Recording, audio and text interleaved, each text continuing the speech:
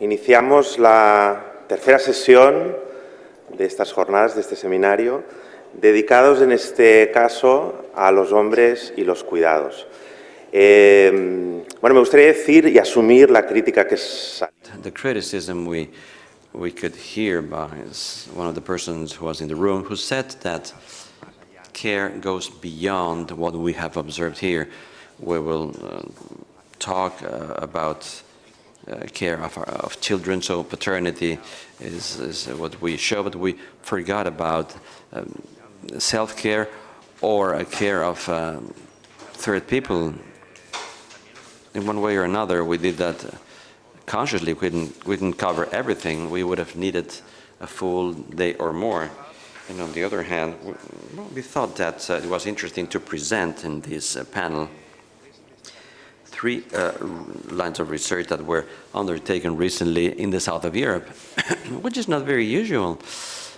Research about men who care about or take care about others are done in the north of Europe. So we thought it was an interesting opportunity to be able to compare the similarities and differences that may exist in these areas of research with comparison to Spanish, Italian, and Portuguese parents. Two of these researches are connected. They're part of a European project which is called Transparent, and the data that I was going to present about Transparent in Spain use the same methodology than the Italian project, Transparent Italy. So therefore, it's very useful to be able to compare them. In the case of Portugal, it's not methodologically connected to it, but it's also a qualitative study, so we thought that it could be very interesting. So our approach will be, first of all, presenting these three first areas of research, which is the first time it's done, I think, and this is something new. Later on, we thought that with this idea of connecting academia, research with activism and public policies, it was very interesting to have the contribution of people who are working, who are trying to implement these results in policies. So we have Teresa and Richard who will present this. Well, Richard will present Pina, and Richard will present something which is about to be implemented in the Basque Country with companies, how to involve men in labor and family conciliation. And I think this will actually cover the whole thing rather completely.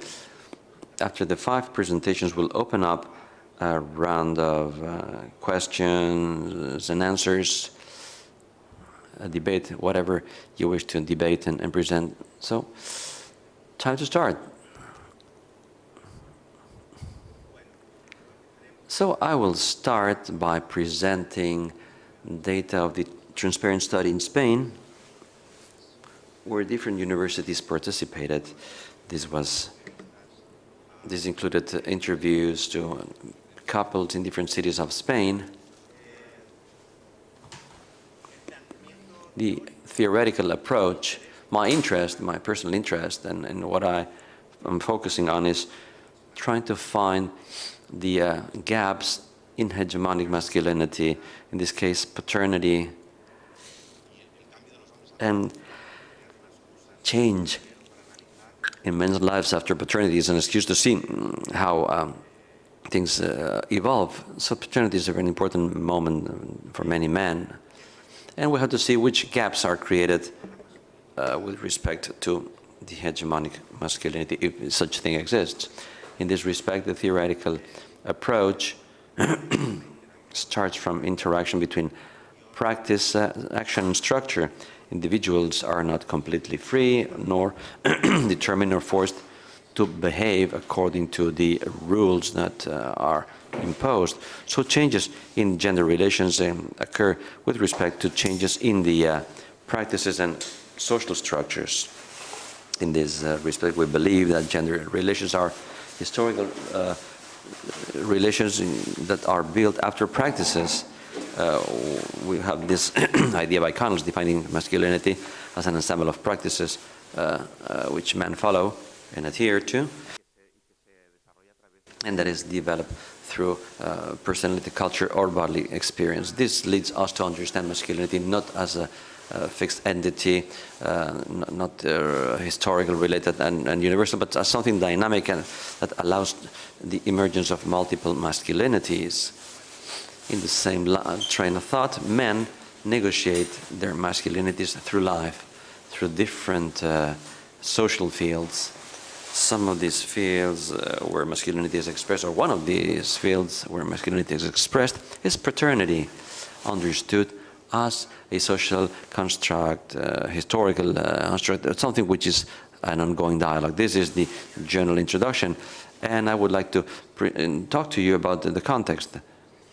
This is the Spanish context, but the trend would be on a European basis in this graph, prepared by Maria Jose González from Transparent Project, is that there is a clear trend towards the decline of the figure of the man supplier, the breadwinner. In Spain, the percentage of families where men is only the breadwinner in the family is decreasing progressively. In 1999, that was the majoritarian model, close to the model of double income, but this goes progressively down.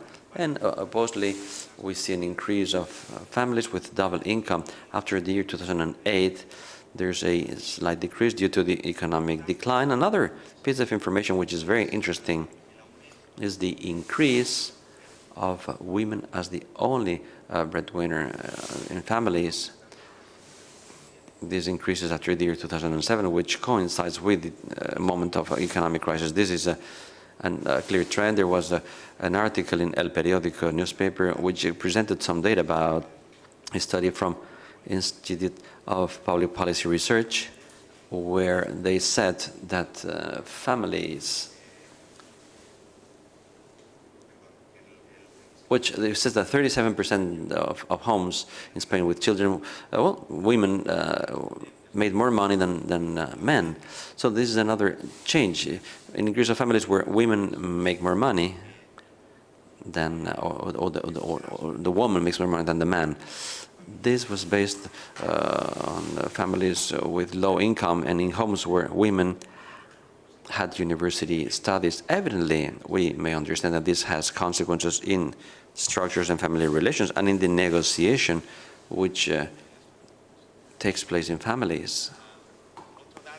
Another important piece of information with regard to context, because I'm going to focus on the gaps, men who care or take care, because this has to do with changes in masculinity. But it's not bad to point out and contextualize that, generally speaking, participation and involvement of men in care still is far away, less than half of the participation of women in general in Spain.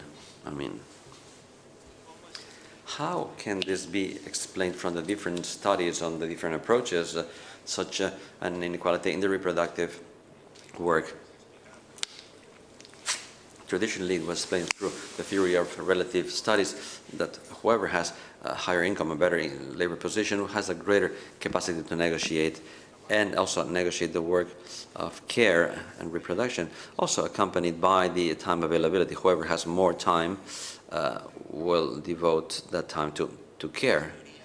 Such theories didn't quite work because some couples had the same income and same time availability, but women still took care of children, etc. This is related to doing gender theories, which explains inequality with respect to activities which are considered women-related or men-related, or factors that have an influence like cultural context, social regulations on equality, structures or relations of power, or socialization of gender values, which has an influence on this uneven relation. But lately, and this is the approach we adopted in Transparent, It's the analysis of such inequality or the distribution of reproductive work through what we call, in doing gender, which is observing situations of gender resistance. For example, in our case, in the analysis of men who do away with the gender regulations and become involved in care activities, to see which mechanisms allow this rupture and which factors allow us to understand these processes. And also the multi-level approach of Lichtman, which analyzes, in theory, how gender, how social structure, where we have individual factors, socialization, for example, relations, the roles involved in couples, economic, cultural, institutional, the family conciliation in companies, negotiation. All these factors interact jointly and all together, and they produce such distribution of reproductive work. Data that I'm going to present to you come from Transparent. It is a study, a qualitative longitudinal analysis performed between 2011 and 2013, based on interviews to different couples in two stages. The first stage was before the birth of the baby, where the interesting thing was to analyze plans, expectations, in this case of 68 couples. In the second stage, we interviewed 58 couples because 10 were lost in the way. And it was two years after the birth, when children were 2 years of age. And here it was interesting to see how they specified these plans or expectations that couples had in specific practices. After these data, we created the paternity typology, which is what I'm going to present to you here. With respect to care, to prepare such a typology, we consider two different dimensions: the labor adaptation and paternal involvement. So, with the first case, men who, before the baby was born, or when it was about to be born, they increased their paternity leaves, reduced their labor hours to become involved in care activities. And labor adaptation could be voluntary, men who really ask for such a reduction, or they could be circumstantial, unemployment, regulatory job restructuring, and paternal involvement is a concept created by Planck and Marciadrelli in the year 2004, where they analyzed and classified the involvement of men with respect to three different factors: accessibility, being available to offer care, to have time available for that, the participation, time invested in caring and taking care, and the responsibility. If parents who care become responsible or liable or accountable for the management of this care in the organization, for example, buying food, clothes or not. And after these two dimensions, we prepared a snapshot, well, three snapshots actually, of three different models of paternities based on these data that took place in Spain. It's a snapshot which is both still and dynamic, because this is based on data that is fixed in time, but that can be moved in time as well. So the first snapshot is the occasional parents that offer care, well, parents that take care occasionally, traditional parents or fathers that are absent. The main characteristic is that they are the breadwinners. They are not seen or perceived as carers. Their care is focused on leisure activities during the weekend. They are focused on their work. Even many of them, when the baby is born, they increase their work time, or they accepted more labor responsibilities. You can find them in different jobs, but also there was a predominance of jobs with a certain responsibility, senior executives, etc. These men, for these men, their priority was their job and their leisure time. They didn't say no to their free time. They used to be coupled with mothers who were convinced about offering care to their babies as their priority in life, at least for some time, and they had a gender vision in the distribution of care which was very traditional. It was normal for women to take care of that because they were biologically more prepared to take care of their children. These were families that had a great support of other women in the family, grandmas, grandmothers, or even paid support or paid help. The second snapshot includes parents that help. It's a hybridization between traditional father and the more compromised or more committed father. This is an interesting model because it represents a cultural change with respect to paternity which takes place in Spain and in other countries. We'll see that at least in the south, because there is a request so that fathers become more involved in care. These men try to combine their breadwinner attitude, trying to become involved in care. These men used to care more than in the past, but less than in mothers. They are relatively accessible. They have time to take care of their children, but they took less care than the fully involved father. There were small changes in their labor structure, but many of them used the paternity leave, which in Spain is 15 days. Teresa will tell us more about this. This is a ridiculous thing. And many of that is very interesting because they manifested that they were willing to expand their absence or their leave, their job leave, if this didn't mean to be taxed or punished in their income.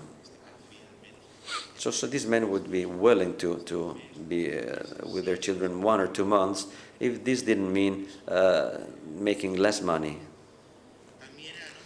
These men also manifested that they would really like to use more time to take care of their children in the afternoon, so their ideals were quite corresponsible, but their practices were traditional because they had not reduced their work schedule so that these ideas could be implemented in practice. And they saw as normal that their couples, their partners, could reduce their work schedule, changing their labor activities to take care of the children.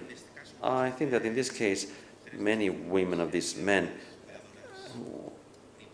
were the main caregivers with the support of other women in their area, or grandmothers, etc. And finally, the third snapshot, which as far as I'm concerned is the most interesting because it's the one that, well, the other one is quite interesting because it's approaching us, or it's bridging this gap between the different sides of the hegemonic masculinity. Here is our fathers, committed fathers, they changed their labor structure. They had labor conditions that facilitated their involvement. Actually, they became very involved. Their involvement in care was much greater than in the other previous cases because they were accessible. They had time to take care of children, participated in care activities, not only in leisure time, but in routine activities, hygiene, food. And many of them became responsible, and they managed things because many of these men, they were alone. This was one of the keys. The fact of taking care of the children on their own, this forced them to manage care during the time they were in charge of the child or children, and the mother wasn't there. Two interesting issues that coincided in this profile is that before the arrival of babies, they had actually distributed the labor chores equally. Many of them had a clear approach about the responsible participation. This means that the fact that becoming unemployed doesn't make you a committed father. There are other factors, and one of them is that before the birth, you had distributed an egalitarian load in the home chores, and many of them anticipated in their paternity. They became involved during the months of pregnancy. They anticipated there would be changes in their work, in their leisure time, and they'd make adaptations. Another characteristic was that most couples of these men, well, women had a high negotiation capacity. They had a better job, better labor position, higher income. Therefore, in the negotiation of this distribution, they had to, accept the care activities, and they had quite egalitarian gender vision. This made these mothers be co-responsible mothers. They wanted their couples to become involved. They were not the clear hen mother that wants to do it all. The other characteristic, they didn't use family networks intensively. Many of them said that they didn't want to abuse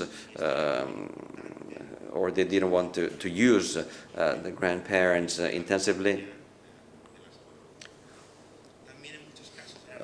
Quite often, these men were not labor-oriented or very labor-oriented because their jobs were precarious or very discontinuous, or because their vocation was not so much focused on work, but rather on other aspects of life. And they maybe either had an ease to generate the conciliation in their jobs. This facilitated their work at home. As I said, there are some that are doing this because of their vocation, because they had a more proactive, and they were trying to find a way to become accessible in care through agreements with companies or with their partners. So they wanted to do things, and they were very active in that respect. And the other group includes those that did things because of a need, because their initial plans were not taking so much care of children. They didn't think they would become involved so intensively in care, but circumstances, unemployment, dismissal, and only during the time of crisis in the year 2007, things became worse. So this made them become more involved in care than they initially expected. Many of them considered things that, they were surprisingly traditional, thinking that their women were more prepared to take care of their children than men. And interestingly, we must say that they were, in a way, they were predisposed because their partners were co-responsible and they pushed them towards that situation. And maybe they become involved before birth. Some of these attitudes, or the fact that being redundant didn't make you co-responsible. There should have been other factors. These were those fathers who wanted to be present. These men have been experiencing this temporary care period as an advantage, and many of them felt pride of having been able to meet their children's needs. And in other studies carried out in the States and in Canada, we have seen that men who take care on their own are really able to take care of their kids. It's not a biologic issue that women are more prepared. General conclusions are that committed parents are an emerging reality. It's more egalitarian. We can change the stereotypes and the gender roles. There's a potentiality there. And it is also a good way of overcoming this plateaued situation in which it's the woman who's the caregiver, even if she has a remunerated job outside. The opportunity of these parents who were able to give care, offer care without the mother was a transforming thing. These parents were committed in the care even when they had to go back to work or when their circumstances had changed. And they were assessing the role of the caregiver as something very important, and the gender differences were not that much so once they went back to work. So from my point of view, this is an important conclusion. Paternal commitment favors egalitarian relations.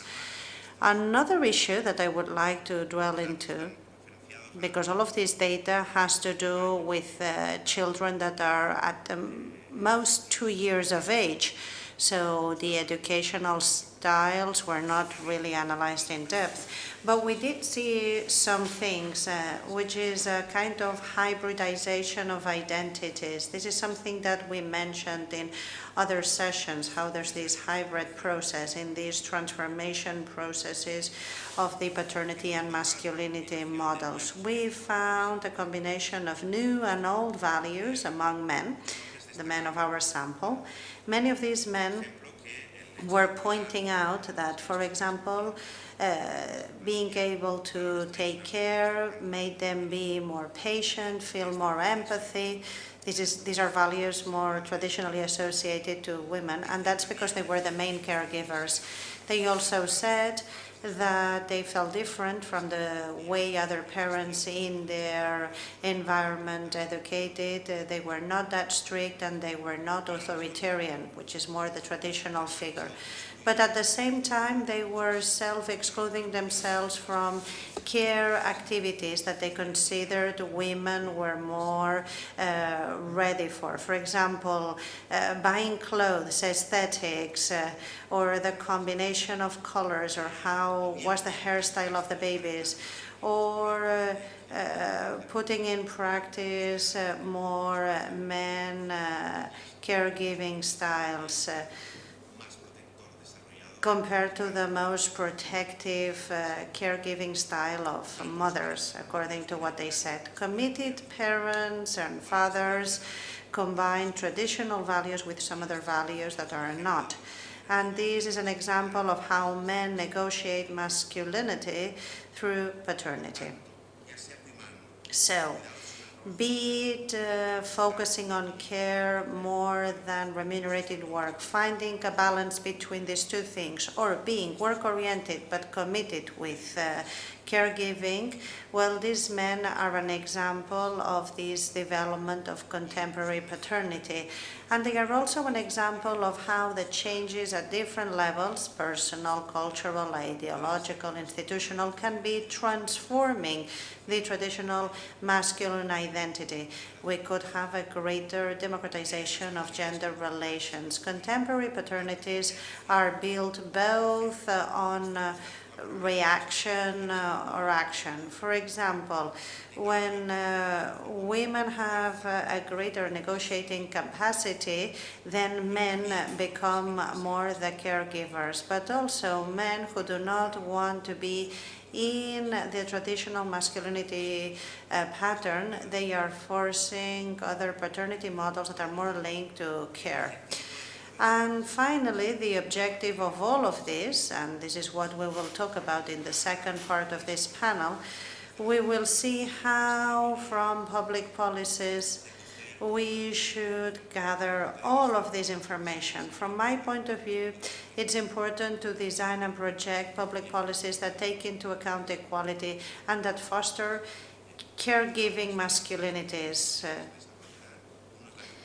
I've mentioned three things. One, the same maternal and paternal leaves. Second, conciliation, fostering conciliation so that men can also have conciliation between work and family life. And third, the need of including men in some areas where nowadays many of them do not fit included, such as children's schools, health services. So we need to create campaigns and to have these staff in these centers trained so that they are inclusive with fathers as well. Thank you very much. Good morning to everybody, and thank you very much to Begonia and the other organizer for having invited me to this very interesting conference and discussion. So what I am going to present is anticipating and experienced fatherhood in Italy. And what I am going to present is part of a research project that has been done in Italy, a qualitative study done in the north of Italy. And what I said before Paco will make my life easier because he has said many things that also are the same can be said for Italy because it's part of the same research project, Transparent, so for the type of qualitative study that we have done. So what I want to focus first is to talk why it is important to focus on transition to parenthood when we want to assess changes and persistencies of gender-separate spheres in society. In fact, international studies have shown that the transition to parenthood is very important to be studied because in many countries there is, during this phase, a return to traditionalization. That means that couple, even couple or egalitarian couple, during this period tend to reproduce a certain pattern of gender inequality, we could say. And there are many studies, qualitative studies in Europe and in Western countries that offer important insight for the gendered renewed analysis of agency and of intent by identifying factors that leads father to share caregiving practices. And here I mentioned some, and I cannot mention everybody, but there are literature that you can also look up for the presentation. So, for instance, in UK, Tina Miller showed the importance of anticipating a narrative for changes in men orientation. And Miller shows that although transgression of gender norms is imagined before the birth of the child, in general, in the second phase, after the birth arrival, father practices tend mainly to clench patriarchal habit. Or there are other studies, for instance, in Canada, that have shown that it's important to look at the mothering and how mothering may include their responsibility for facilitating involved fathering. And I am mentioning here also another study done in Spain that is part of what Paco has presented, so I will skip on that. So my study, qualitative study on transition to parenthood in the north of Italy. In particular, the interview have been done in Turin and surrounding areas.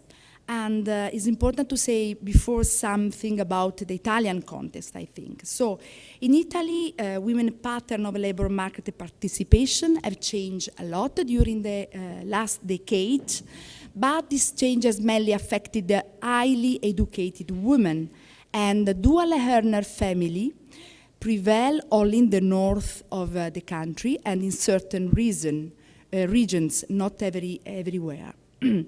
Secondly, we can say that the Italian context is characterized mainly by the persistence of traditional gender role within a context that, from a welfare state perspective, has been defined as a context of familialism by default. And we can say that study done at the national level have shown that the father contribution to childcare has increased also in Italy, but it remained comparatively marginal if compared with that of mother, and it concerns only a group of fathers. Other study before our has also shown that in any case the fatherhood and fathering in Italy is in a sort of transitional phase. That means that there are a sort of coexistence, as I will show, between traditional dimension of father's role, for instance, authority, breadwinning, that coexist with others more innovative characteristics, for instance, emotional bonds, autonomous relation with the child, but also taking the distance of the father from their experience as a son. So within this context, it's interesting. With this context, we could define quite traditional and with strong persistencies.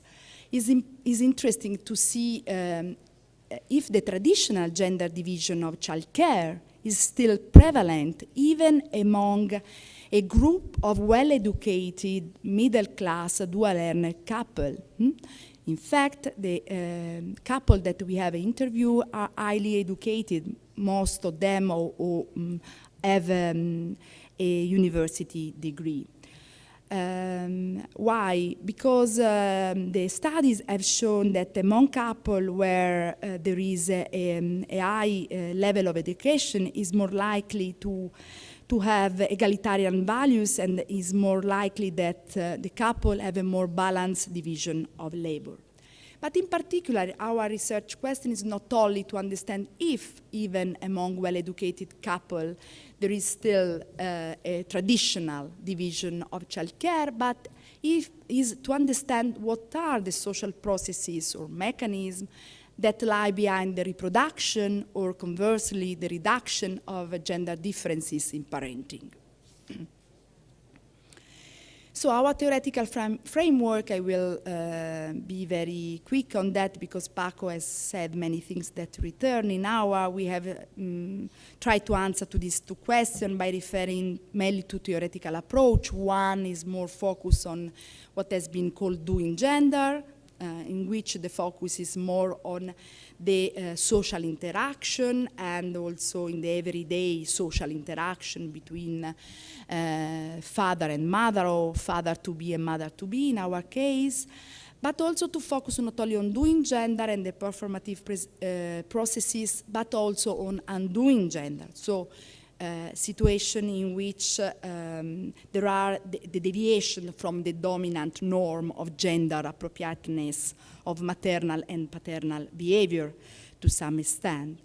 So to this perspective, more at the micro level, analysis of interaction in the couple, because we have interview from both him and her in the couple, we associate a more integrative approach, the one offered by an American sociologist, Barbara Riesman, that of course also integrate to some extent what Connell and other authors have said, that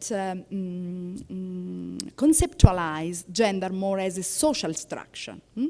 And in this case, father involvement in childcare has to be seen as embedded in individual, interaction, and institutional dimension of gender in society. So according to this perspective, specific doing, but we will see undoing gender practices of fathering are seen as the result of a compromise between opportunity cost calculation, preferences, ideal plans, practices done in a specific institutional arena. So in order to connect the individual interactional level to the macro level, the fatherhood regime of Italian context, as I call it, I say just two things about the Italian fatherhood regime. Italy is characterized by a poor development of family policy and policy to support work and care for mothers and fathers, by a cultural dominance of a male breadwinner model, and by, I already to some extent said, an unsupported familialism. There is familialism, but there is not a strong support by the state in terms of policies. And there are strong family obligations at the private level. The law on parental leave that will be discussed in the second part of this morning has been introduced in Italy in 2000, is quite important in terms of policy shift, because for the first time parental leave has been defined as a duty and a right also for father, not only for mother, but the income replacement rate is very low, is 30% for 6 months. And so it's not surprising that this law has not changed father behavior, as we will see in the research. So our study involved 68 longitudinal in-depth interviews conducted between 2010 and 2013 with 17 dual earner couples interviewed before and after the childbirth. And I told you most of them have a university degree, and both are working, him and her, although not all with a permanent contract. Data and method, I can just mention that we have, first of all, analyzed globally the interview, then identified the most significant cases along a continuum of practice between some analytical categories about fathering. Here what I'm presenting more on fathering and discourses of mother and father about fathering. Between the category I was saying of assistant caregiver and shared caregiver. And then in what I am presenting here, I will focus on those few couples in which the father behavior was more counter-normative. That means was going toward what has been defined undoing gender. And then we focus on the processes and mechanisms behind doing mammally, undoing center. Main result, these are more general results from our study that is a broader one. It does not involve only 70 couples, but also other couples, Italian and also other foreign couples living in Italy. The general result are that although egalitarian gender attitude prevail before childbirth narrative on fathering expectation and practice, most of our interview says us that father can be largely identified as assistant or secondary parent role in terms of behavior. In fact, only one father among our, for instance, took parental leave, and only 2 out of 17 fathers reduced their working hour by taking breastfeeding permission. And the typical pattern in our case was that is the woman who take parental leave because the mother has been seen as the figure with the greatest, nearly exclusive responsibility of childcare for the first year of the baby life. So, to some extent, this general result make us arguing that the result of Italian transition to parenthood confirm only partially the finding of international literature, which talk of retraditionalization. In fact, in the Italian context, there are strong cultural but also material forces with which hinder the expected processes of detraditionalization of parental roles. And as I said before, in the Italian context, there are dimensions of traditional father's role which strongly coexist with some few innovative nature of fatherhood, especially the characteristic of emotional bonds. And in any case, the longitudinal analysis of these gender practices around parenthood shows that reconciliation strategies at a couple level find a strong opposition or difficulty to cross the gender boundary of baby care for fathers. So for fathers, it's very difficult to broken up the boundary of care and the gender dimension of care during the first year of life of the baby. Namely because the best for the baby, according to both mother and father, is the mother presence 24 hours to 24 hours.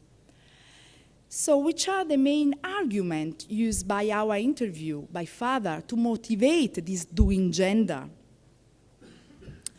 First of all, the prevalent culture in the workplace. They were mentioning as the important element. The work climate would be hostile to parental leave requests of father, for instance, but also opportunity cost.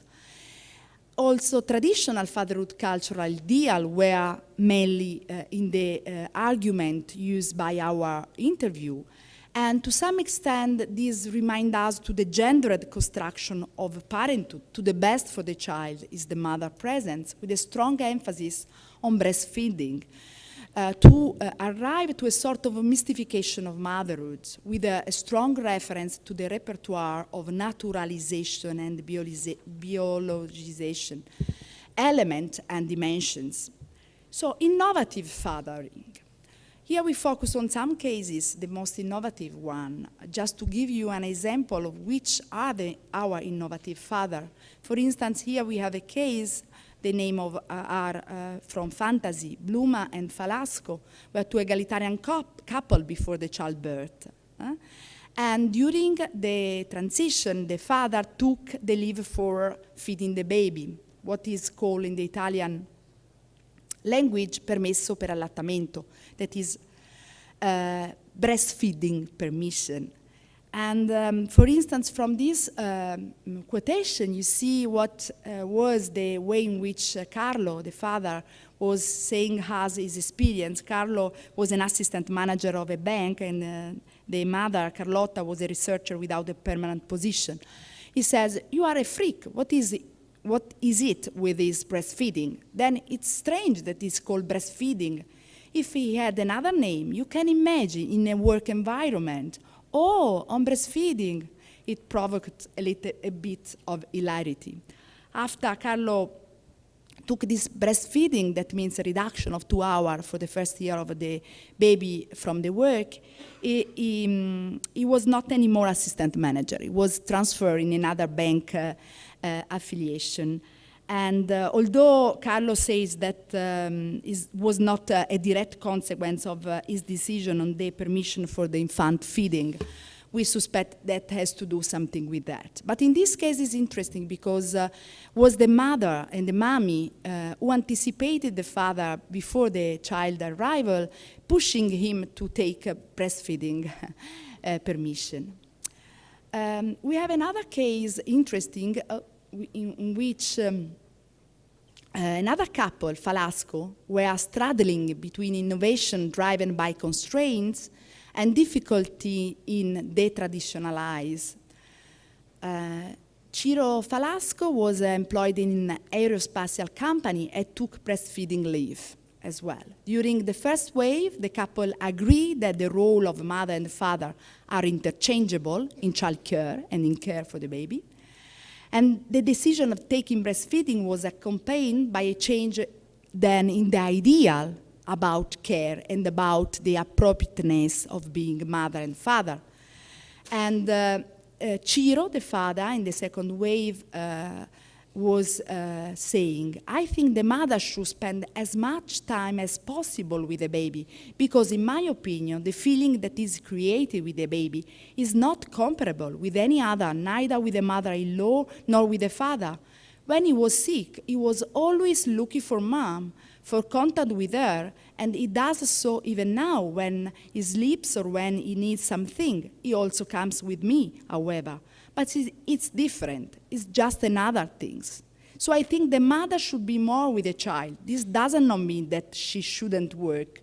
But maybe if a mother is a dependent worker and works 8 hours per day, maybe she should be able to stay 4 hours with the child and 4 at work, receiving income support and so forth and so forth. So this is Ciro Falasco. They had a very egalitarian idea about sharing childcare, but then afterwards there was a sort of retraditionalization of role.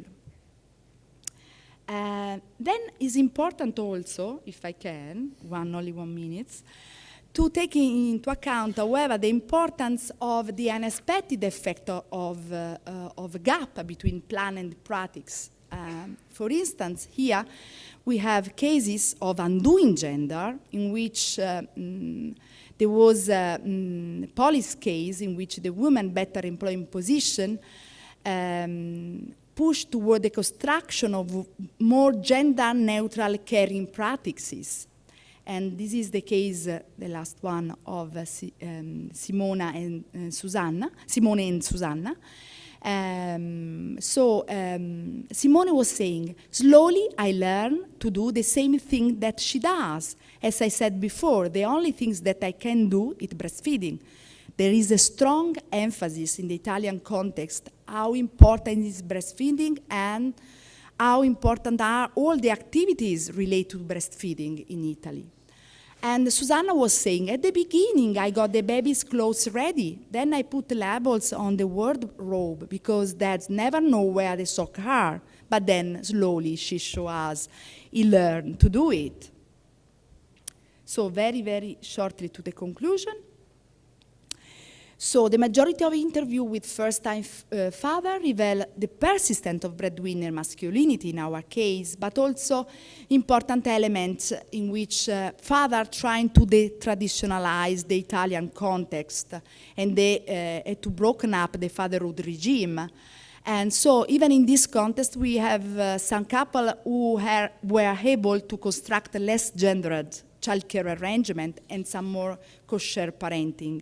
And here we see the important element of anticipation of parenting role and negotiation within the couple, as Paco was remarking for the Italian case before.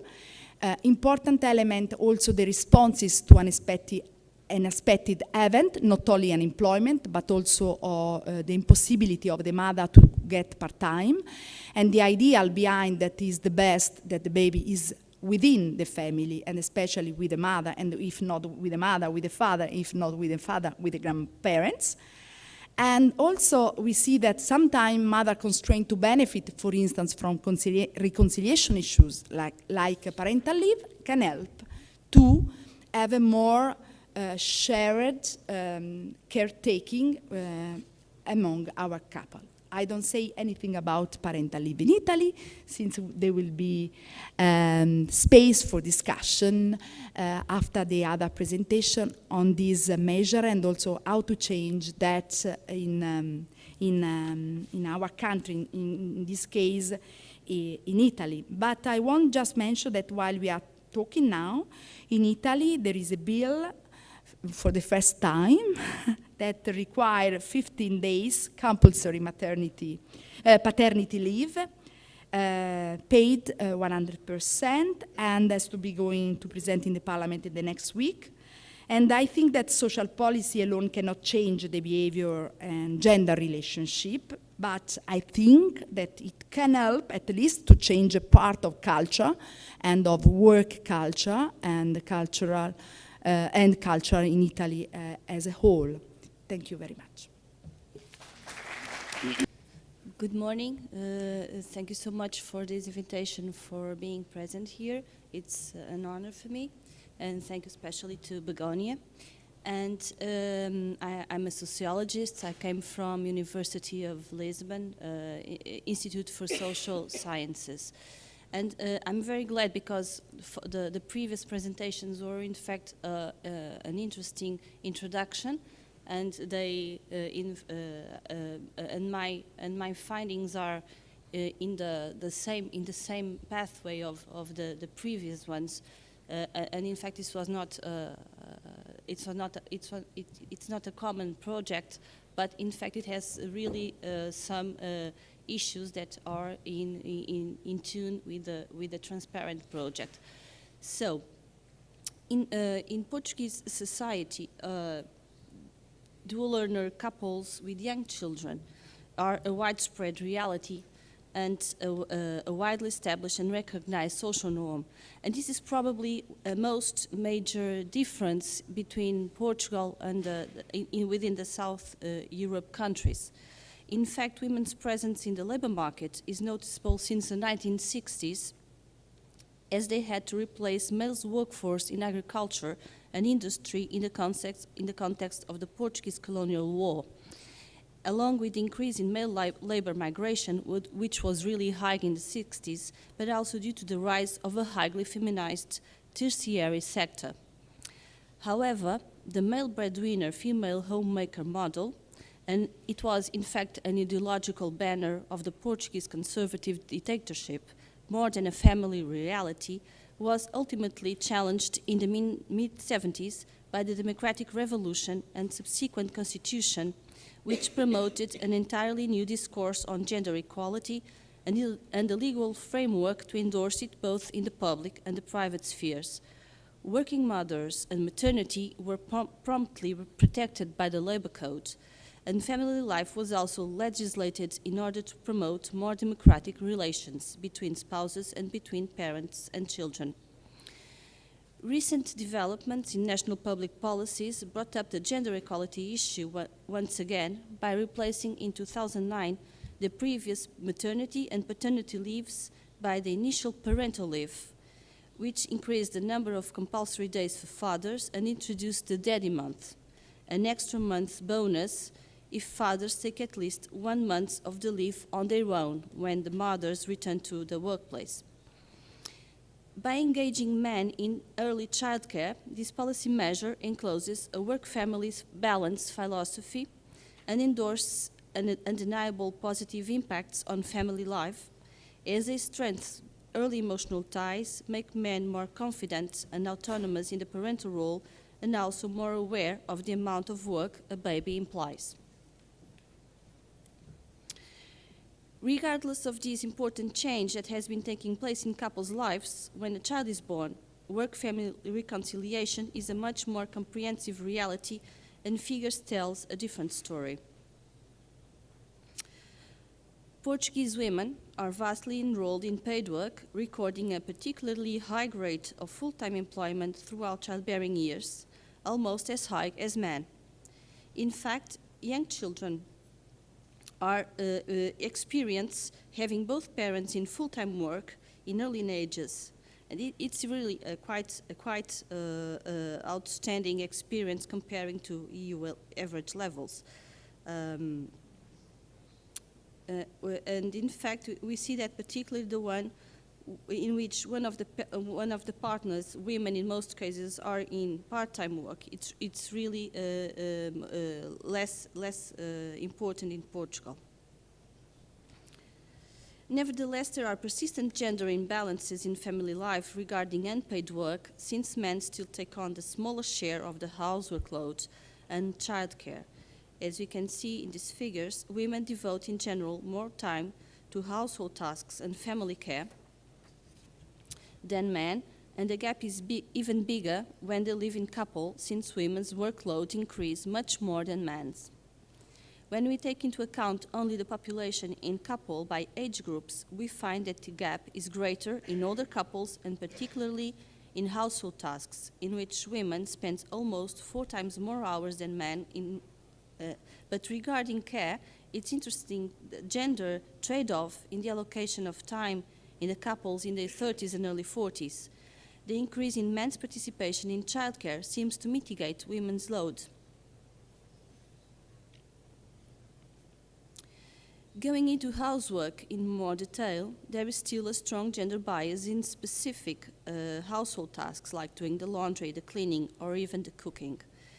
These more routine and time-consuming tasks are done chiefly by women. Younger men are carrying out some of them as well, but in a sharing system more than in assuming a specific task.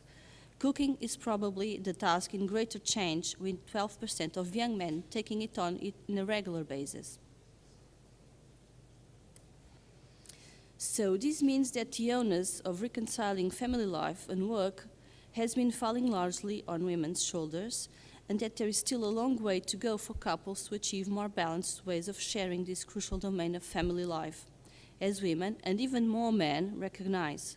For instance, regarding the conjugal division of household tasks, 41% of men admitted in fact that they do less than it would be fair. This state of affairs has to be understood within the established gender-biased labor market, which has been legitimizing the persistence of the wage gap, of career segregation, and of working hours gap. Men tend to have higher earnings, more 26% of women of the and men tend to work more 3 hours than women in paid work. So this can can explain in part their smaller contribution in unpaid work, but not entirely. In fact, this state of affairs has to be understood as well within the deeply rooted essentialism regarding gender roles in family life, where men are still perceived as the ultimate providers despite dual incomes, while women are perceived as naturally gifted for care despite the growing involvement of fathers in childcare. And this is true in the men's and women's minds as much as in the labor market culture, where there are different ways of perceiving women and men as workers. Going into the main aims of this presentation, I would like to share with you some findings from this recent qualitative research on dual learner couples with young children that are coming up with more balanced ways of reconciling paid and unpaid work, and how this is closely linked to gender equality norms and fathers' extensive involvement in the parental role.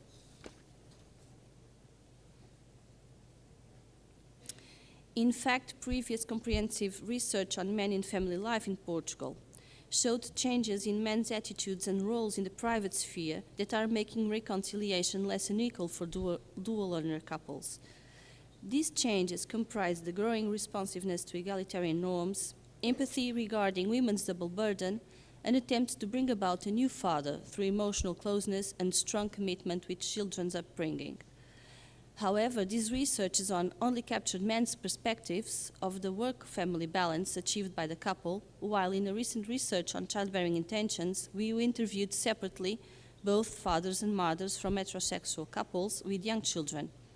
In addition to the central topic of the interviewees were asked to describe their division of housework and childcare when their child was born and at the present time, and they were encouraged to express how they assess the contributions of each partner to the couple's work-care balance, how important is work, family, and parenting in their lives, how they perceive their roles as mothers and fathers, and how these images differ from those of their own parents. So, in this presentation, we will draw on two case studies to examine how more egalitarian conjugal functioning is being negotiated, engendered, and achieved, and how it promotes more balanced ways of reconciling paid and unpaid work in dual learner couples with young children. John and Sarah are married for 8 years after a long dating that started when they met at university. She got pregnant unexpectedly a few months after the marriage, and their baby girl was born the following year. John is a qualified civil servant, a tax professional with a stable career. Usually he works from 9 a.m. to 5:30 p.m., while Sarah is a secretary in a technical department of a private construction company. She works from 8:30 to 5:30 p.m., but on Fridays there is a reduced working schedule, so she leaves at 3 p.m. She is not as fulfilled as John in her professional life, including in terms of income, but it gives her some room to pursue her dance career. Concerning unpaid work, they outsource some core tasks. What remains for them to do in terms of housework and childcare is quite split, but both recognize that Sarah has a slightly bigger share. John and Sarah's current work-care balance is structured around 4 main drivers. The first driver is John's central role in their 7-year-old daughter's weekday routines, since he's always the one who wakes her up and helps her preparing for school, makes breakfast and her afternoon lunch, drive her to school and fetches her either from school or from his mother-in-law's, and supervises her schoolwork when they get home. As a civil servant, John is also more available to respond to family needs than Sarah, so he's also the one who takes the daughter to the doctor when she's sick and who takes the leave to provide sick care. Sarah tries to compensate her absence during the week by being the one who takes care and who is more involved with the child during the weekend. However, on Sundays, Sarah also assumes in between some cleaning and laundry with some help from John and cooks in advance the meals for the week. A second driver of their work-care arrangement is the outsourcing of some housework. Every 2 weeks they have a cleaning company undertaking the house cleaning, and all the ironing is outsourced as well. By keeping the house tidy every day, the three are responsible for the mess each one makes, as Sarah explains. She also stresses that John is much tidier and organized than she is, keeping everything in place. Being more organized makes him the planner and responsible for the family economy and most of all the inherent tasks like shopping. A third driver of their work care arrangement is the pursuit of their own individual interests, which they fulfill in alternating days. On Mondays, Wednesdays, and Fridays, Sarah has dance classes after work and sometimes rehearsals and performances, so John is responsible for the evening routines like heating the already prepared dinner, cleaning the kitchen, supervising the daughter's bath, and putting her to bed. On Tuesdays and Thursdays, they switch, and John has his own activities with his friends like playing football or PlayStation, while Sarah stays in charge of the evening routines. The last driver, but not the least, is their equal sharing commitment since the beginning of the conjugal life. The balance between paid and unpaid work was a precondition for Sarah, and she made it quite clear from the outset. But John was responsive to this claim, since it was indeed the ideal of conjugal life he always longed to pursue, in deliberate contrast with his parents' model, a dual-earner middle-class couple that had a very traditional gender division of unpaid work. John's sympathy with his mother's double burden and the lack of emotional closeness with his father were, in fact, key drivers for his openness to be an equal partner and a hands-on, emotionally involved father since the very first day.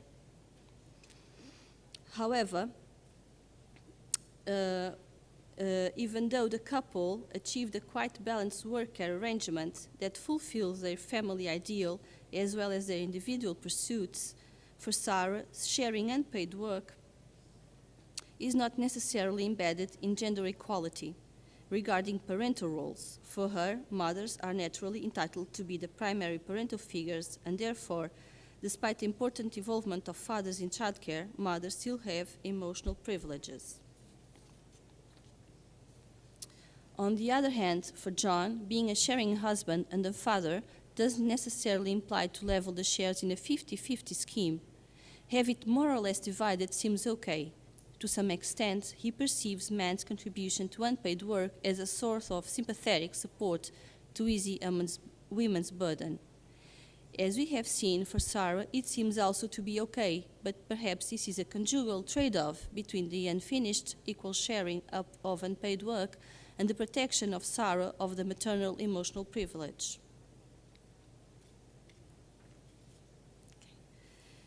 David and Melanie have a 2-year-old son and met 6 years ago. She was living alone after the breakup of a previous relationship while he was sharing an apartment with 3 workmates. It was a short step from the start of the relationship to living together. David and Melanie are both civil servants. He's a policeman and she's a chief officer in the academic department of a university. She's more qualified than he is, and she is also the main breadwinner. Currently, David works in the morning, while Melanie works in the afternoon. This deliberate synchronization of their work schedules was implemented as soon as they returned to work after taking the initial parental leave, as they had decided to take care of the baby at home instead of looking for a formal childcare solution, which is the major experience in Portugal. So they have a quite unusual work care scheme for Portuguese standards, as they work and care in shifts, albeit upholding their full-time jobs. Concerning their assessment of the present conjugal division of unpaid work, David and Melanie are in perfect tune. They have a 50-50 equal sharing division of childcare as well as housework, and without outsourcing any task. So this 50-50 work-care balance has been prompted by 6 main drivers. The first driver was Melanie's sense of entitlement regarding domestic leadership in the beginning of conjugal life. As soon as David moved into her place, she marked out an equal sharing system and closely scrutinized his share, while David not only accepted it, but actually played his part in a diligent way, even exceeding her high expectations. The second driver is that this ideal of equal sharing arises hand in hand with the perspective of housework as a key arena of conjugal life, where companionship, cooperation, and mutual reliance are displayed. In fact, housework is seen as a succession of needs to which both have to respond in their home shift. Using the cleaning and the laundry as examples, David gives a good explanation of how the rotation takes place based on who is available at the time, but also how they hand over an unfinished task. Even the cooking, which used to be David's responsibility before their son was born, is now assumed by both. This change comprises not only a commitment with a handover of routine tasks, but also an opportunity for David and Melanie to express their ideal of companionship by helping each other in everyday life. She, having the morning shift, cooks his lunch, while he, having the other shift, cooks her dinner.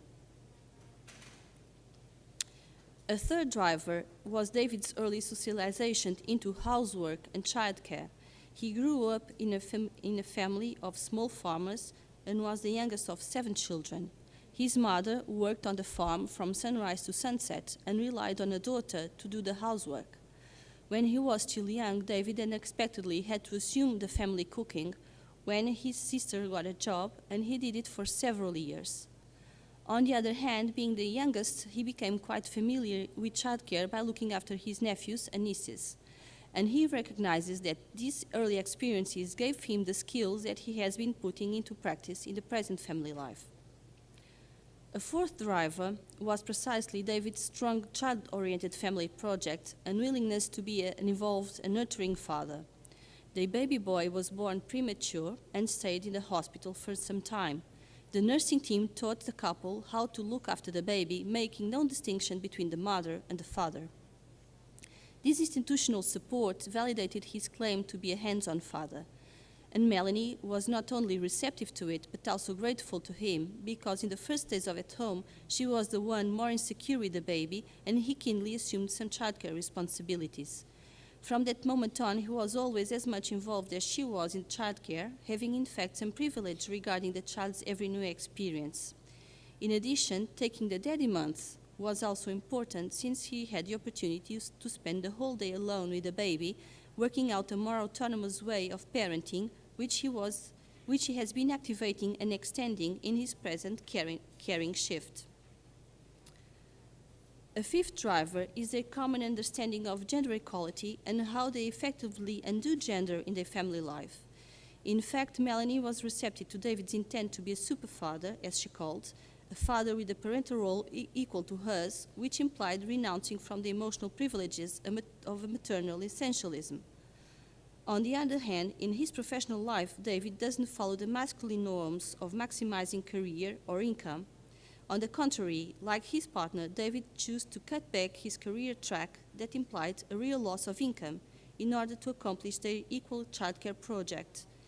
And this decision had an impact in his career more than in hers, as Melanie was recently promoted to chief officer with a significant income increase that reinforced her role as the main breadwinner. Finally, the last driver regards institutional contexts. Their family-friendly workplaces comprise a key element in the way Melanie and David balance work and care in shifts. This is a couple for whom there are no contradictions between negotiating gender equality in childcare and the institutions in which they work. David was always able to change his professional assignments and work schedule and to take the daddy month, while Melanie's adoption of the continuous 6-hour day work schedule had no adverse effect on her chances of being promoted soon after. So just to conclude, by drawing on these two cases and by bringing both voices, we realize that work-care balance in dual-learner couples with young children is achieved in different degrees and by different pathways. As we know, norms of gender equality tend to bring about more equal sharing couples, but putting into practice this ideal of family interaction entails, in fact, undoing gender in daily life. David and Melanie are a good example. For David, putting family ahead doesn't mean maximizing professional work and playing a secondary role in care. On the contrary, it means to reduce career investment in order to have an equal role in childcare and housework, even though having to cope with loss of economic power within the couple.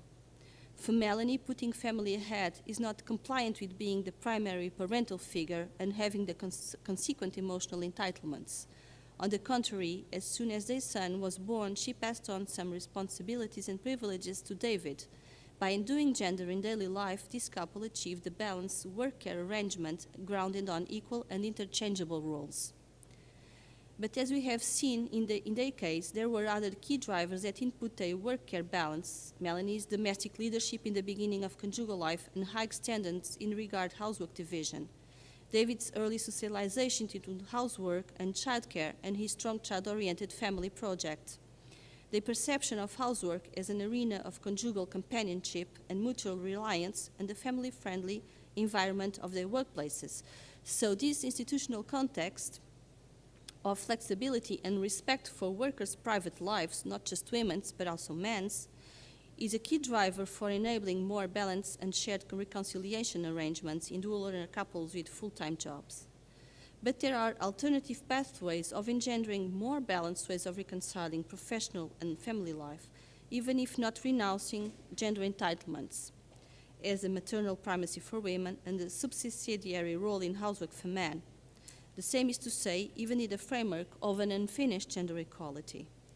As we have seen in the case of John and Sarah, there was also the woman's claim for sharing housework and men's responsiveness from the outset, as well as the male-oriented family projects. But additionally, there were other important drivers for balancing work and care, like the fact that John's professional context gives him more room to take up childcare routines, his empathy with women's double burden and willingness to put forward a new father and partner different from his parental model, the outsourcing of some time-consuming housework, and the value they both give to individual time and fulfillment. And thank you so much. Sí, buenos días. Yo voy a cambiar totalmente las perspectivas. Yo tenía la impresión que se oía bajito, pero igual ahora yo voy a gritar demasiado. Ya me decís. Yo he participado en el estudio Transparent, pero aquí hoy vengo como activista, no vengo como socióloga. Vengo como activista de una plataforma que se llama Plataforma por Permisos Iguales Intransferibles de Nacimiento y Adopción, que también tiene una sucursal internacional que se llama PLENT. Pero bueno, yo hoy voy a hablar sobre el grupo en España. Y me voy a centrar, contrariamente a lo que se ha escuchado ahora aquí, me voy a centrar en cómo, cuando tenemos las ideas claras de qué es lo que habría que cambiar, cómo se puede uno activar para conseguir ese cambio. Por eso lo he titulado mi presentación Trabajando para la sensibilización y el cambio político. Bien, creo que ha quedado claro con lo que han dicho los compañeros anteriormente que el contexto institucional es muy importante. Vanessa acaba de hablar sobre esta última pareja donde las condiciones laborales de él y la posibilidad que ofrece el contexto portugués de coger un mes de permiso de paternidad han sido cruciales para este hombre que, aunque desde la socialización y desde su ideología ya tenía, digamos, un background y una predisposición ideológica para la igualdad, para él ha sido fundamental este contexto. Bien, pues muchas veces no nos damos ni siquiera cuenta de que es que tenemos un contexto que no fomenta la igualdad, sino al contrario, que tenemos un contexto que parece que ya tenemos igualdad en todo y es que no la tenemos. Y entonces esta plataforma es de reivindicación única, se centra en una única cosa que parece una tontería, pero como hemos visto aquí, el contexto es fundamental. Entonces, nosotros en La Pina lo que planteamos es que tenemos en España, he visto que abajo no se ve del todo, pero bueno, aquí sí se ve, tenemos una desigualdad legal porque tenemos un permiso de maternidad así de largo, de 16 semanas, que bueno, no es muy largo, pero son 16 semanas, y un permiso de paternidad 8 veces más pequeño, que son 2 semanas solamente. Claro, esto marca una diferencia crucial, porque tú, como hombre, ya no tienes la oportunidad de aprender a cuidar en el momento crucial, que es cuando la primera vez que vas a ser padre, igual que la madre. Ya hay una diferencia gordísima grande, que ya influye en cómo se percibe la maternidad, la paternidad, la capacidad de cuidar, etcétera. ¿Qué pasa aquí? Que no puedo ahora. Vale. Entonces, en España tenemos muchos hombres jóvenes. Las nuevas generaciones opinan que ellos son igual de capaces de cuidar. En concreto, tenemos datos del 2008, en el que vemos que el 73% de las generaciones que tienen entre 25 y 49 años afirman en una encuesta de opinión que los padres están igual de capacitados que las madres para ocuparse de los hijos. Y tenemos del Transparent, voy a leer rápidamente una cita de Carlos, que tiene una niña de 18 meses y nos dice: bueno, dicen que el vínculo materno ya se crea solamente con el parto. Un poco lo que decía Manuela de este padre que quería ser igualitario, pero después dice que las madres son diferentes y los padres que no cuidan igual. En cambio, Carlos dice, yo creo que el vínculo no es que sea diferente, ¿no? Sino, dice, yo creo que el vínculo lo creas tú con las horas que metes. O sea, ¿no? Si tú no lo mantienes es como el fuego. O sea, que el fuego se puede crear, pero si tú no vas alimentándolo con leña, el fuego se apaga. Bueno, pues para mantener vivo ese fuego y encenderlo, pues qué más que un permiso que te lo posibilite, ¿no? Entonces, la PINA lo que hace, y me voy a centrar aquí en cómo funcionamos en esta plataforma para intentar tener una incidencia política. Por un lado, pues lo que estoy haciendo aquí, sensibilizar sobre la desigualdad legal, sensibilizar sobre que en realidad las políticas asumen que la que tiene que cuidar y la que tiene que conciliar es la madre, que es una asunción muchas veces implícita, se da por hecho, y que en realidad la política va por detrás de lo que la gente está pidiendo y del cambio de actitudes que podemos observar.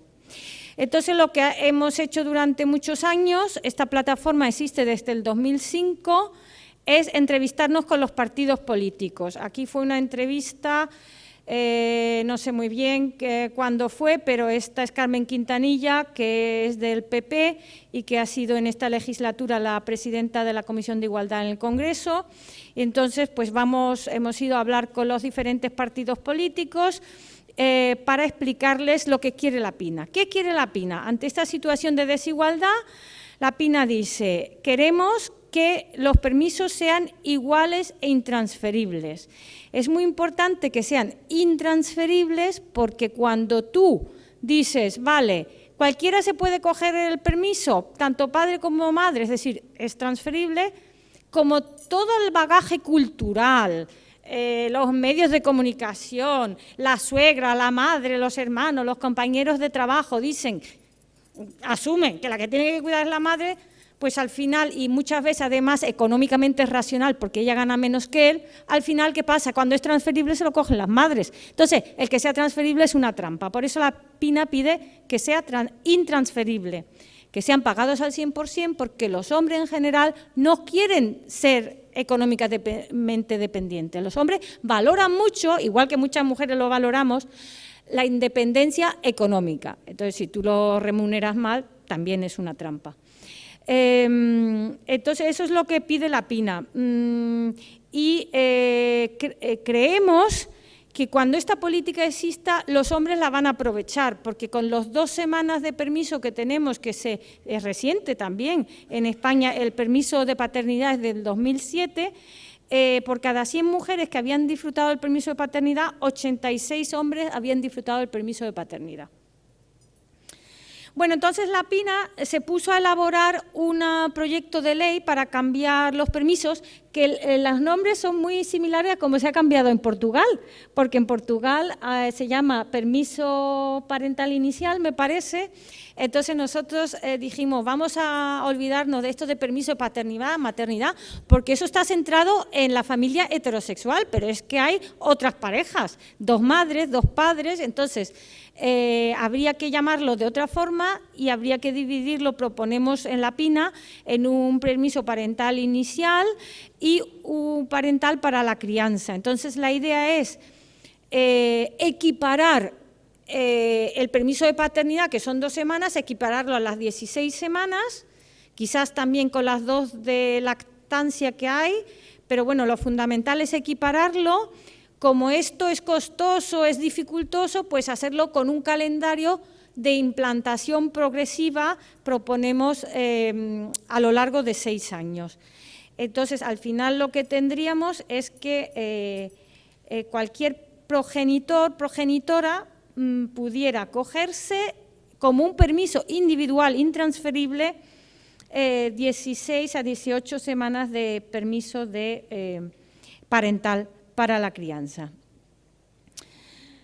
La propuesta de ley creemos que es bastante económica o barata porque cada semana de permiso se estima que vale 100 millones de euros al año, que puede parecer mucho, pero es lo mismo que lo que vale 1 kilómetro un kilómetro de AVE, de una línea de alta velocidad del tren.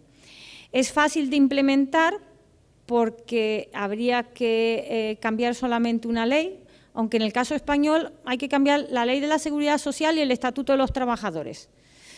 Y creemos que tendría un enorme impacto porque estos hombres que ya tienen predisposición, ya anticipan una paternidad cuidadora, podrían ponerla en práctica. Ahora mismo lo tienen muy difícil.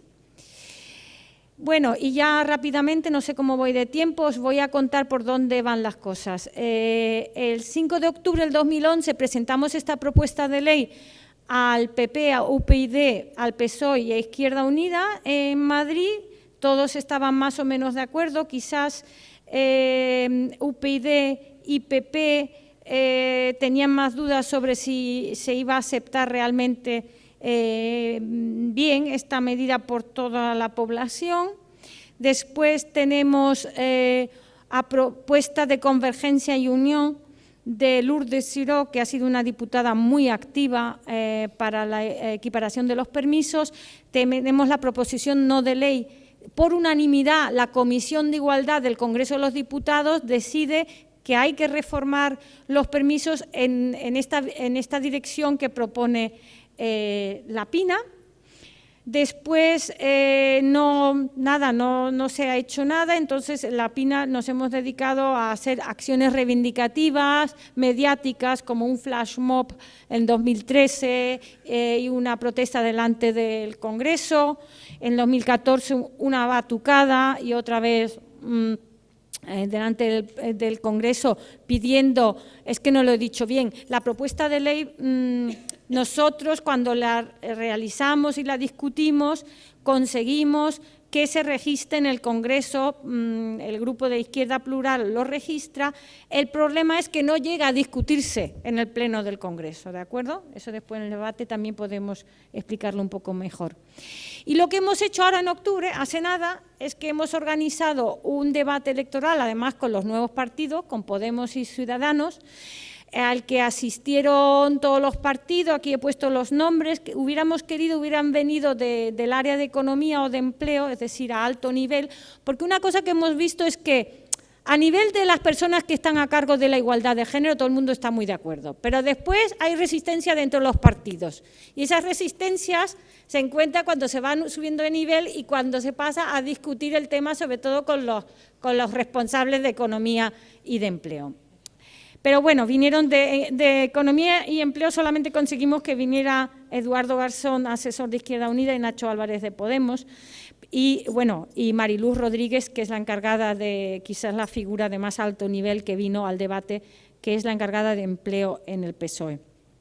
¿Qué resultado tuvo el debate? Bueno, primero que hubo debate entre ellos y con el público y que se comprometieron allí todos los representantes a llevar la equiparación de los permisos en sus programas electorales. Después pues hubo una serie de artículos, sobre todo en medios escritos. La televisión no lo conseguimos porque como nos fallaron Javier Maroto del PP y Luis Garicano, pues los medios vinieron y cuando vieron que no estaban se fueron otra vez.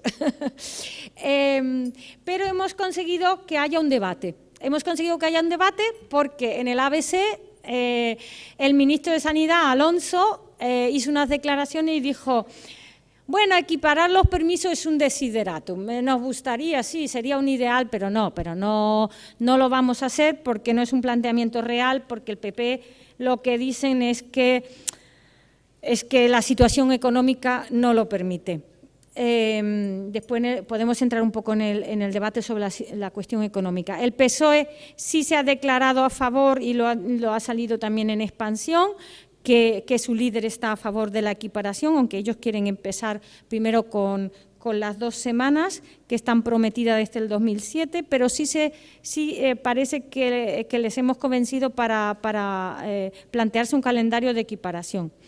Ciudadanos quiere igualar los permisos, dice el titular, pero ayer salió un artículo, y aquí en este artículo también, en donde quieren poner una parte transferible. 8 semanas intransferibles y 10 semanas transferibles. Tenemos que hablar con ellos seriamente porque convencerles de que esto es una trampa. Podemos, bueno, pues puso Pablo Iglesias un tuit que parece que está totalmente a favor de la reivindicación de la Pina. Y Alberto Garzón, también en La Sexta el otro día, en El Objetivo, habló de la equiparación y además en su blog defiende que es económicamente viable. Dice que el coste no es elevado, que la completa serían 1.384 millones de euros, que es la cantidad igual a construir 75 kilómetros de AVE, y que es 25 veces inferior a lo que dedica el Estado a pagar por los intereses de la deuda pública. Y sin más, pues más información en esta página para los que sois de España de la Pina, and for English public, we have the platform for equal and non-transferable parental leave. Y solamente deciros un pequeño llamamiento, si me permitís, publicidad para la Pina. Necesitamos socias y socios porque no obtenemos subvenciones públicas y nos financiamos solamente con la cuota de los socios, así que si os ha gustado el proyecto, por favor, entra en la página y apuntaros. Y los que vayáis a ser padres de aquí a marzo o tengáis algún amigo que vaya a ser padre de aquí a marzo, estamos realizando una acción frente a la seguridad social, que yo creo que va a tener una gran trascendencia, y si tenéis interés, pues escribirnos o hablar luego conmigo, que os puede interesar participar. Muchas gracias. Well, good morning and thank you very much for having allowed us to be here. I'd like to thank Begoña, Paco, and whoever's behind the scenes of the organization. But I'm here because my partner, Paloma, is covering my president, and she's back in the trenches. So I'd like to thank her. The thing that I really like the most about what I see here is that things are in the street. You go to a restaurant, the restaurant owner says, you talk and you say, oh, you have children, so difficult. God, I do it in this, that, and the other way. You talk to the bus driver, you talk to him and he said, well, I have a child. And well, things are happening and they have to do with the identity of men with respect to paternity. And when I thought about men in movement, I consider myself a man in movement. Sometimes I don't really know where I'm going to, where I'm heading to, but a central, a core element in the building of my personality has a lot to do with paternity. We said that with the ladies on the panel, and I talked to other gentlemen in the room. This has changed me, and since I'm a quite normal human being, I would say that in one way or another, this can be generalized. And things are happening, and I'm going to tell you some of the things that are happening in Euskadi, in the Basque country. Ultimately, the idea of paternity, which is a reality. This is me when I was little, with my father, with my aita, as they say in the Basque language. These are Alan and Naya, my babies. And we're defending that paternity these are deeply political. This is a political option. It's a way to transform the world, because this is a moving experience, and since it's moving, it may lead us to different scenarios, not only from a rational perspective by saying I'm a feminist man and I have to do this, that, and the other, and I just carry the backpack with all the responsibilities of I have to do, but I have to do it from a new perspective, because I want to do it, not I have to do it, but I feel it, I want it, I desire it, I choose it. So in that respect, I think it's deeply political and practical. How many of you are mothers in here, in the room? Fathers? Sons of a father or a mother? Yes. Sometimes we make this criticism to paternity. Just for a few seconds, think about your father. Think about your father. How was that relation with your father? How much this condition, you are what you are due to the presence, absence, success, failure, conflicts. How do you do with your father? There's a service of therapy out there that will help you after you recuperate from this trauma. It is a core element in my life, in building my own personality. The good things that happened in my life, in the good things I include the complex needs. The presence of my father was key, and I would like to make a brief, or pay a brief homage to my father. He's still alive. I'm not killing him. Responding to what was said before, I said, well, first of all, who am I? I don't work at the university, so maybe you'll understand my intervention better. I'm part of the social movement of men for equal rights.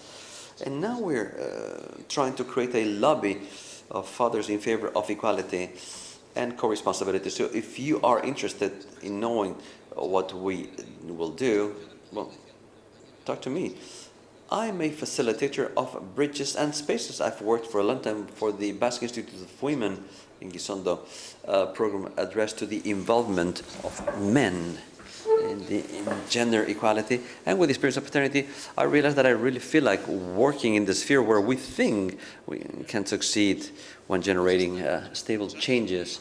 So right now my work is to generate areas of reflection. And this research elements that I've heard here, I will take them and I will include them through the University of Deusto from what we are doing in this lobby of egalitarian parents, and I will generate some kind of a mechanism that will be specified in the year 2016 in the program addressed to working through the incorporation of parents in care activities. And something which is fundamental is to see the starting point. When we talk about the institutional involvement, so far the focus was placed on the area of equal rights towards gender issues. Well, so in fact, the first program which was implemented in the Basque Country was led by Eva Kundes. It was the Gisondo program. But this had some limitations. First, the eternal debate of who is the political subject of equal rights, the resources are devoted to where. And what we realized was to change things in the proposal for the year 2016, the research we're doing now. Work session will organize for March next year in the Basque Country with respect to paternity. Obviously, we'll have the Institute of Women, institutional feminism will be there. But actions are led by the Department of Employment and Social Affairs. This is the key.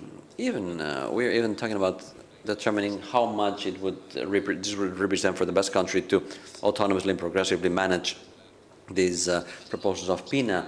So things that are worth being heard. And I think we should generate new attitudes and see what we can do together. That's what I do, to generate bridges and facilitate the development of projects that we can meet, that the social movements, that public institutions, the academy can meet in the same place. You said it before, we have to change structures. As an anthropologist, I'm quite curious, and I could see some people coming in a natural way. We sit on one side. If this were a vessel, the boat would be tilted towards the right because the door is there. How can we change the involvement of men in care? Well, by changing the structure, I think it's fundamental. So we have to change the door so that each person chooses to sit wherever. And the core element, the central element, is the element of work. It's like the final test, that the proof of the cake is in the pudding. 96% of Basque men are in favor of positive action measures.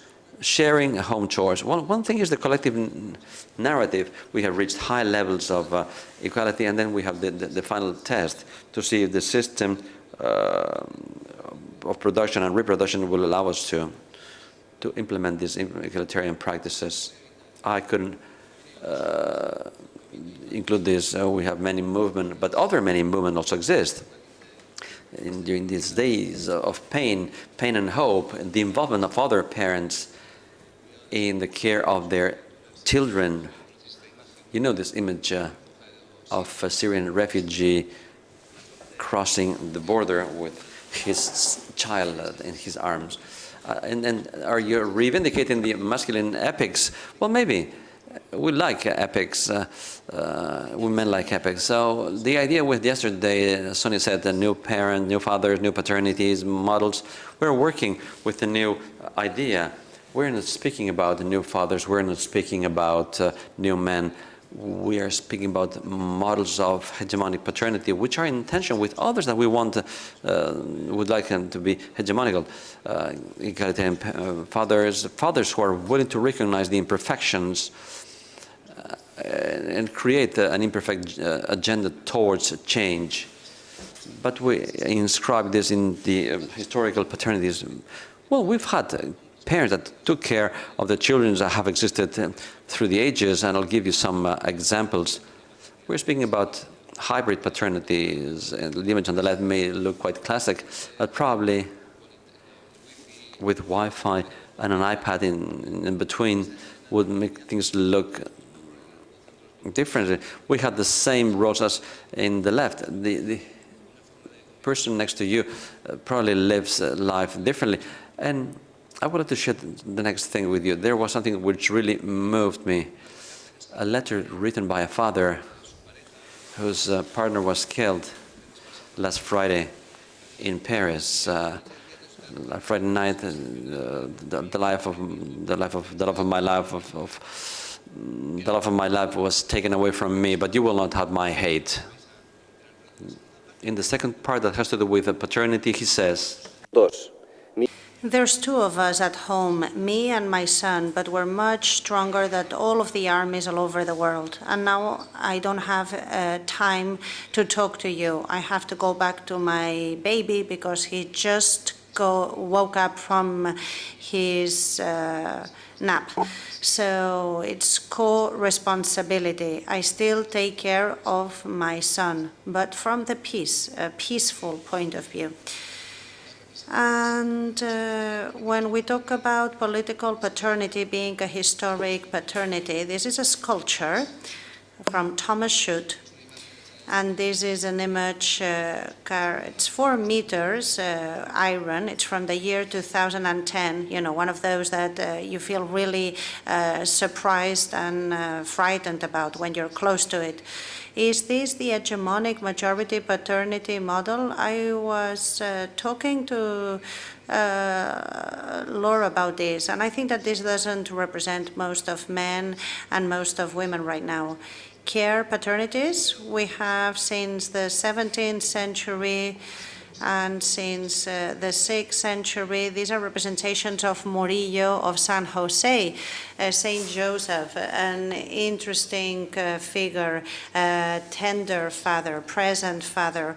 We also have men that can even kill their own offspring to harm even more their partners. We have this image of very strong, terrible warrior fathers of century 1 after Christ, and then we have androgynous representations. Hannah Hobbs represented a father figure like this. It's from 1920. We were talking about this. Hannah Hobbs was thinking about androgynia. You know, so can we really overcome these models of being a man or women? And this is a father who's taking care of a baby, but, you know, there's a boxer below who doesn't want to resist the masculine resistance, but it's a figure of a woman. And she's saying that the presence of parents in care, you know, the ones who are present in care, you know, enable to have other things to happen, and also women can do other things. And now to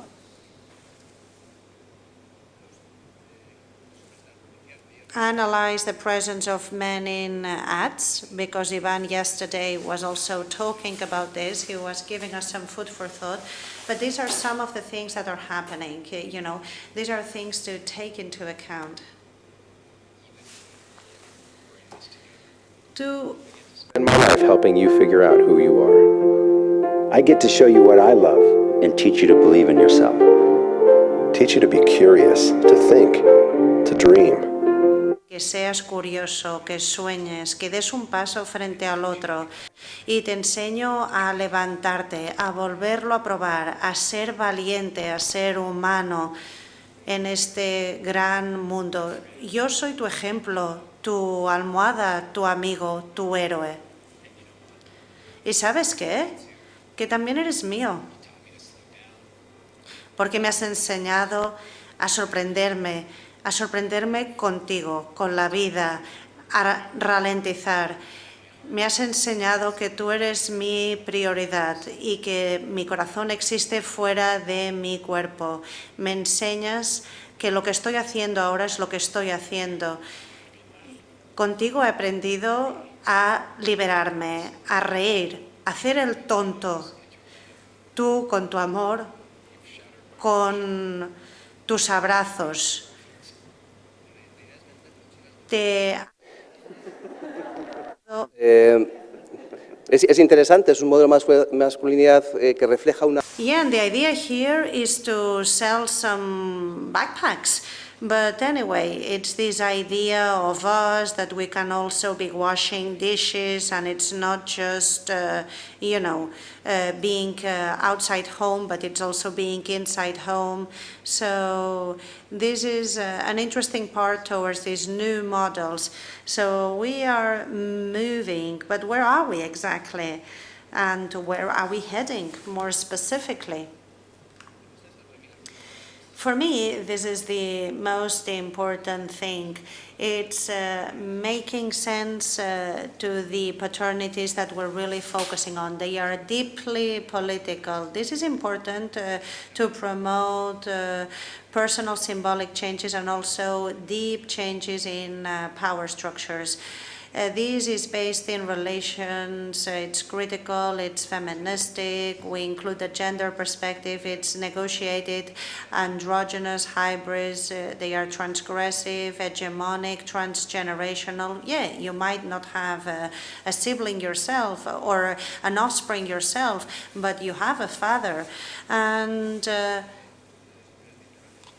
many times we discover the Mediterranean when we talk about this and the world. No, we don't want to reinvent the wheel here. So this is the starting point. At the end of the day, the things that touch us are things that transform us. And through paternity, we can be really touched. This is a step-by-step change. Our colleagues have mentioned that. Parents are more involved in caring. But when we talk about political paternities, and when you go to an institution to talk about this, political paternities, we're going to do this, they tell you, what is this? So I understand it as a debate element where we can research. And this is an umbrella to do other things, which is the positive paternities. It's the operative strategy.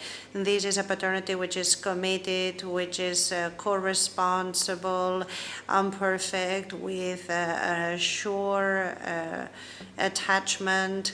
So for me, the main test is what is the evolution of the indicators of co-responsibility. This is in the Basque Country. From 2005, we had 16%, and in 2013, 17.5%. These are parents, fathers who asked for a leave.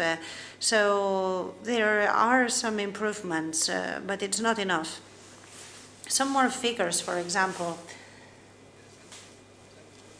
This is quite interesting. The evolution of institutional policies.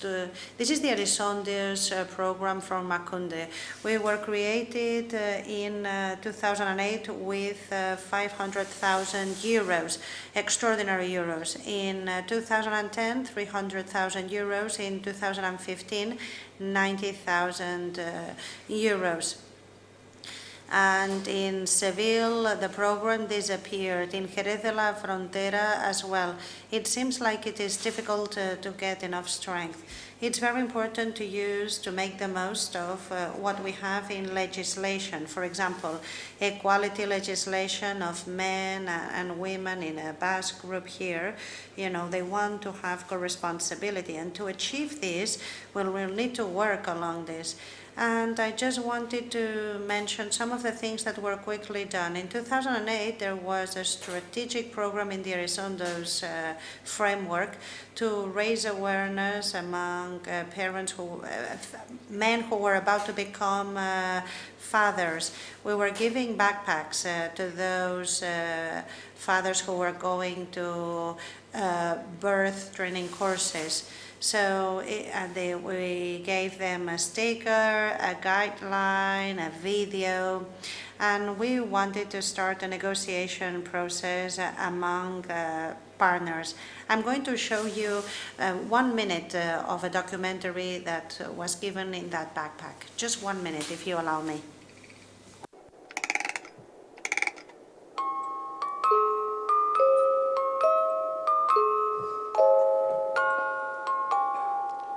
Entrevistamos a 11 hombres.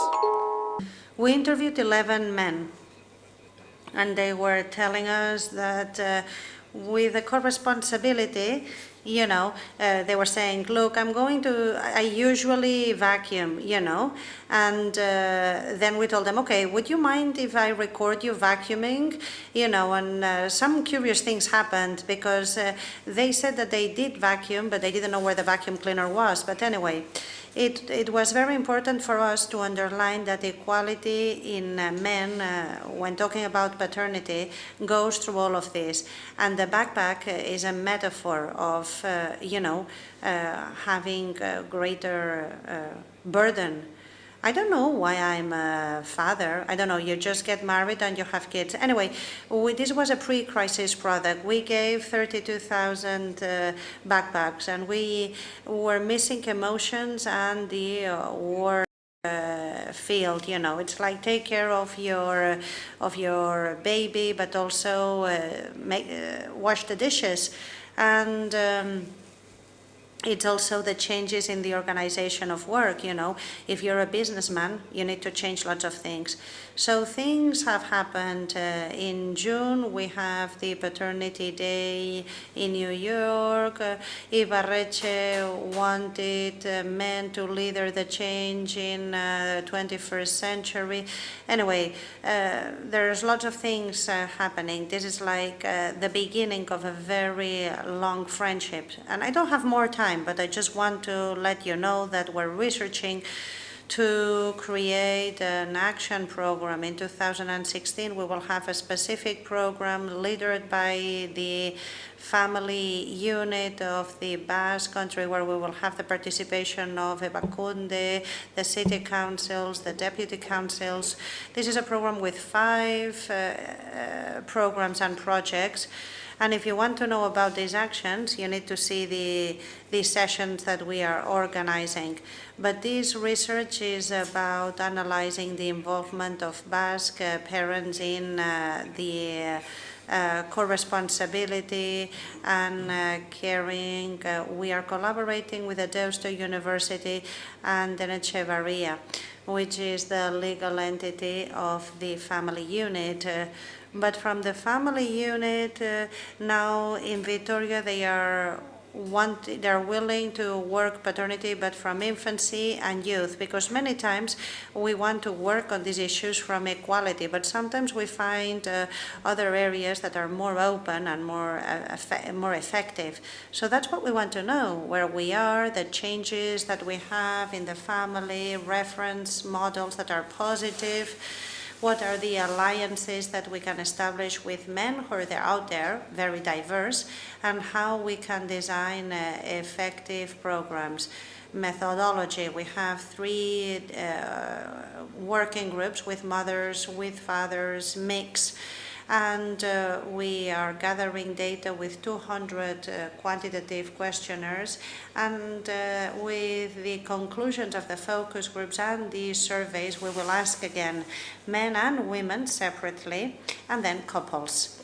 And I will just give you some advertisements now. You know, on the 19th of March, we wanted that day not to be the Corte Inglés Day, but to be a political reference of paternity, the Father's Day. And we're going to organize some sessions. In the first day, we're going to do it in Bilbao, second Donosti, third Vitoria.